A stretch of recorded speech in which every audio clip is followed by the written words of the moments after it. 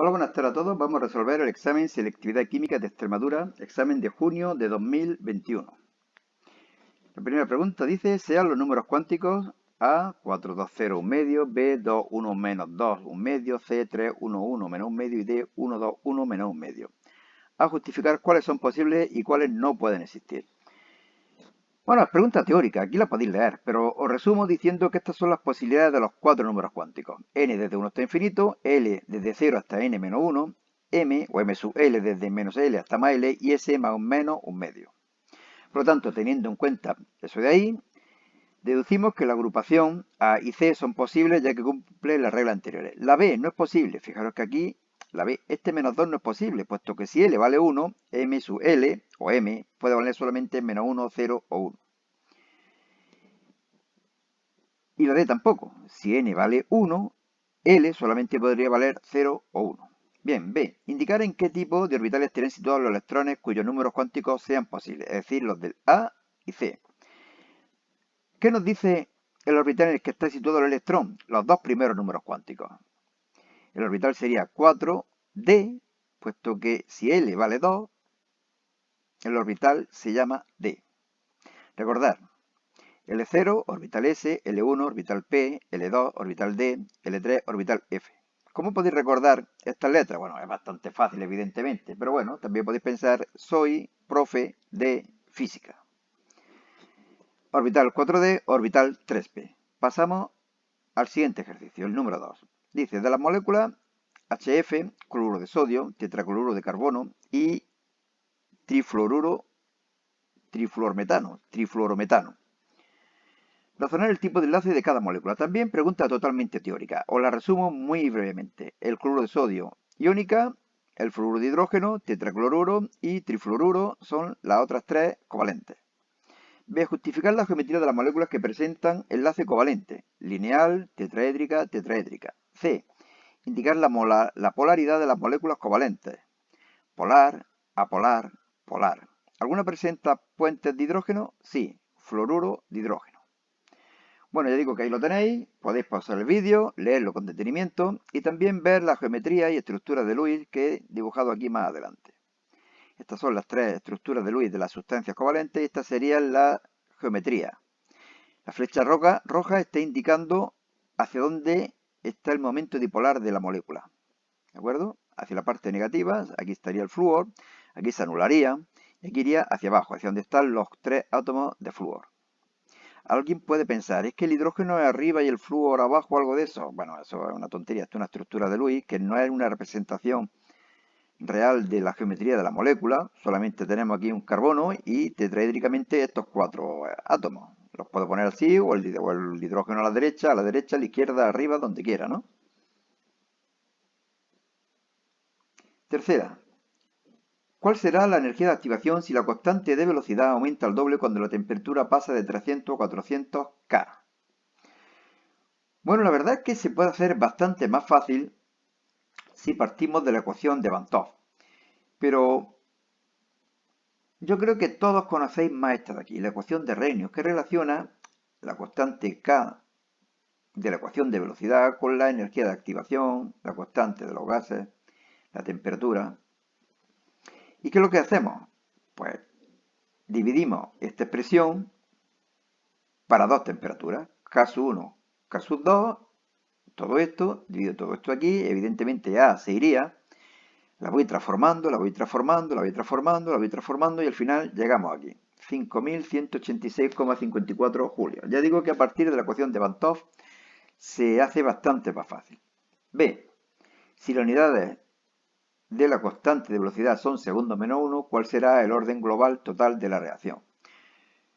Bueno, la ecuación de velocidad sería V igual a K por las concentraciones elevado a unos coeficientes estequiométricos. Vamos a reunir todas esas concentraciones en un elemento, una sustancia que llamaremos X, y alfa sería la suma de todos los coeficientes. Así que las unidades de K, que son segundos menos 1, será igual a las unidades de la velocidad, moles partido litro partido segundo, dividido por las concentraciones de la unidad de la concentración, que son moles partido litro, elevado a alfa. De aquí que deducimos que alfa tiene que valer 1, puesto que si ese elevado a menos 1 tiene que permanecer, todo esto se tendrá que ir con todo esto, todo el numerador con el denominador, y alfa me quedará igual a 1. C. ¿Cómo influyen los catalizadores en la velocidad de reacción? Razonar la respuesta. Lo podemos deducir a partir de la ecuación de Arrhenius, pero yo creo que es más interesante decir que al aumentar la temperatura, nada de temperatura, los catalizadores lo que hacen es disminuir la energía de activación al transcurrir la reacción mediante otro mecanismo. Si disminuye la energía de activación, la velocidad de la reacción aumentará. Teórico, lo podéis leer y yo sigo. 4. Creo que son 10. A ver si acabamos en 10 minutillos. No creo. Este equilibrio, pentacloruro, tricloruro, cloro, se alcanza cuando la temperatura es de 200 grados, pensar siempre 473 Kelvin, siendo la presión total 2 atmósferas y el grado de disociación del 30%. Determinar las presiones parciales de cada sustancia en el equilibrio. Bueno, no sabemos cuántos moles hay en el inicio, pero bueno, supongamos que hay X. 0 y 0. Por lo tanto, cuando hayamos llegado al equilibrio, como el grado de disociación es del 30%, de pentacloruro me quedará 0,7x, de tricloruro se habrá formado 0,3x y de cloro 0,3x. Número de moles totales, pues 0,7 más 0,3 más 0,3, 1,3x. Presión parcial del pentacloruro. Número de moles de pentacloruro, número de moles total, presión total. ¿Lo conozco todo? Bueno, lo conozco. En función de X, pero como veis, X se elimina y me queda 1,08 atmósferas. Lo mismo hacemos para el tricloruro y para el cloro y me queda 0,46 atmósferas. La suma de 1,08, de 0,46 y 0,46 me tiene que dar 2 atmósferas. Caso P, presiones parciales productos, presiones parciales reactivos, elevados a sus coeficientes estequiométricos, que en este caso son 1, 0,196. Casus P, casus C igual a casus P, RT elevado a incremento de N, sustituyo, calculo y obtengo un valor de 0,005. Si la temperatura permanece constante, ¿cómo evoluciona el equilibrio si disminuye el volumen? Al disminuir el volumen, aumenta la presión. Al aumentar la presión, se desplaza hacia donde haya menos moléculas gaseosas, es decir, hacia la izquierda, hacia los reactivos.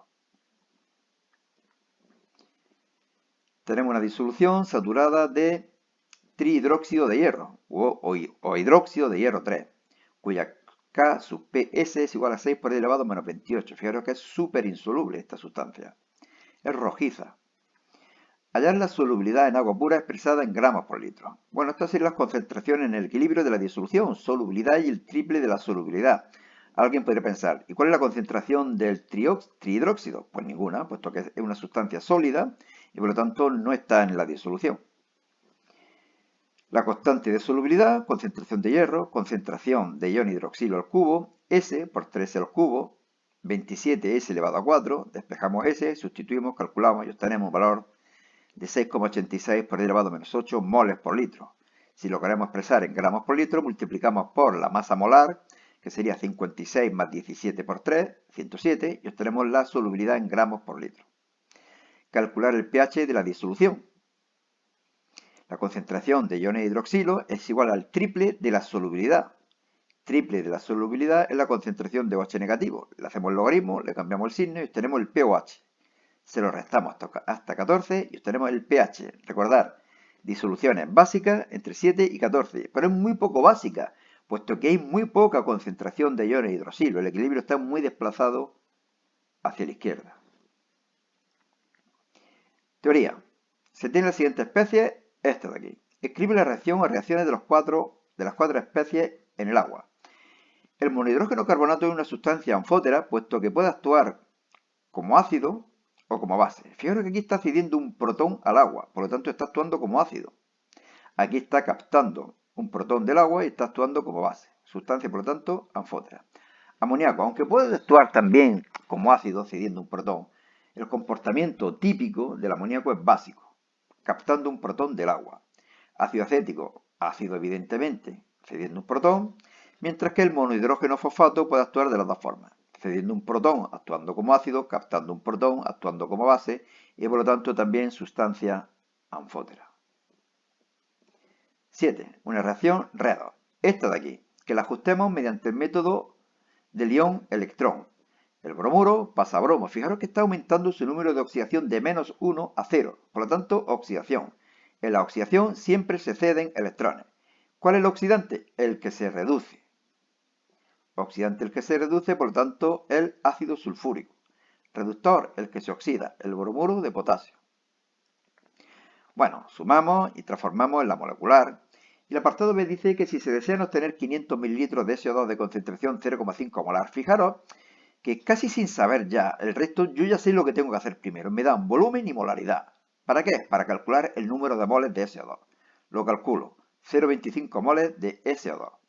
¿Cuántos gramos de bromuro de potasio se necesita? Pues hacemos una proporción mediante los datos de la estequiometría de la reacción. El número de moles de bromuro de potasio será igual al número de moles de dióxido de azufre. Dividimos por el coeficiente estequiométrico del dióxido de azufre y multiplicamos por el coeficiente estequiométrico del bromuro de potasio. Es decir, que se necesitan 0,5 moles de bromuro de potasio. Aquí era evidente, fijaros que aquí hay un 1 y aquí hay un 2, por lo tanto necesitamos el doble de bromuro de potasio. Pero es que hay veces que aquí hay un 7 y aquí hay un 4. Entonces, ¿qué es lo que tenemos que hacer? Siempre dividir por el coeficiente estequiométrico de la sustancia que tenemos ya el número de moles y multiplicar por el coeficiente estequiométrico de la sustancia que vamos a calcular el número de moles.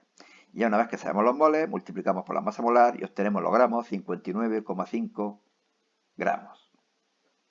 Hoyo, muyallo. Se construye una pila galvánica, que sería esta de aquí, este es el esquema, mediante un electrodo de plata, disolución de nitrato de plata, electrodo de cobre, disolución de nitrato de cobre 2. Escribir las semireacciones de oxidación y reducción indicando ánodo, cátodo y notación. Esquema de la pila. Me dicen que la notación es el esquema. Bueno, pues esto es el esquema. Ánodo, la oxidación siempre, es el polo negativo. Cátodo, polo positivo, siempre la reducción. Fijaros que el potencial de esta semireacción tiene el signo opuesto que el que nos dan, puesto que nos dan siempre el potencial de reducción del cobre, en este caso, 0,34. Como se está oxidando, lo ponemos con signo contrario, menos 0,34. Lo sumamos, cada uno con su signo, 0,46. Los electrones viajan desde el electrodo de cobre al de plata, por aquí. Siempre del ánodo al cátodo, del polo negativo al polo positivo. ¿Para qué sirven los puentes salinos? Bueno, pues para conectar estas dos disoluciones y para mantener su neutralidad. Aquí, ¿qué estaría ocurriendo? Que están aumentando la concentración de iones cobre 2 positivos. Pues aquí tendrían que entrar aniones. En nuestro caso serían aniones cloruro. Mientras que aquí se están desapareciendo cationes y por lo tanto aquí entrarían del puente salino iones potasio positivo. 9.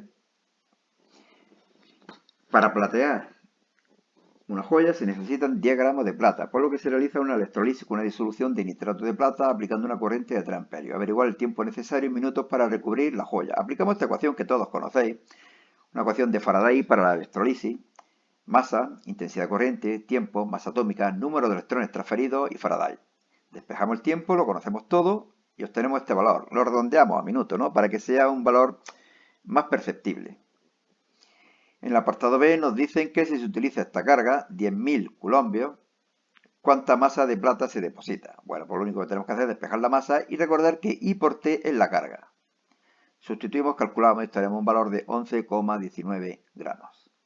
Y último ejercicio, química orgánica. Hay solamente un apartado, un pelín complicado. La primera reacción es una reacción de adición de hidrógeno al doble enlace. Se obtiene el propano. Podríamos decir que se necesita catalizador, por ejemplo el platino, el paladio. Ve, aquí tenemos una reacción de combustión y aquí lo único que hay que hacer, un poilín complicado, es ajustar la reacción.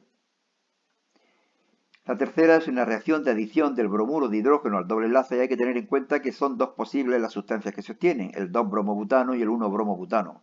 ¿Cuál se obtiene en mayor proporción? El 2-bromobutano, siguiendo la regla de Markovnikov. ¿Qué dice esta regla? Que el hidrógeno de esta sustancia que se adiciona se añade el carbono que ya tiene más hidrógeno. ¿De acuerdo? Y por lo tanto se forma en mayor proporción el 2-bromobutano. Y por último una reacción de esterificación, de condensación. Ácido más alcohol, éster más agua. Supongo que sonará ácido más base, sal más agua. Pues parecida. Ácido más alcohol, éster más agua. Etanoato de metilo, reacción de esterificación, que es una condensación. Bueno, y ahí solamente recordaros que en este blog selectividadjosecuenca.blogspot.com podéis encontrar en formato PDF todos los exámenes que estamos colgando en el canal. Fijaros, por ejemplo, que aquí, que vendría ya, esto sería el blog en el que entraríais, en la página 13 ya tendríais selectividad química de Extremadura, julio de 2020. ¿De acuerdo? Es 19, 18 y posteriormente iremos colgando 21, 22, 23, 24, 38, 45, 57, 89, etcétera. Bueno, pues nada más. Un saludo, suerte y hasta otra.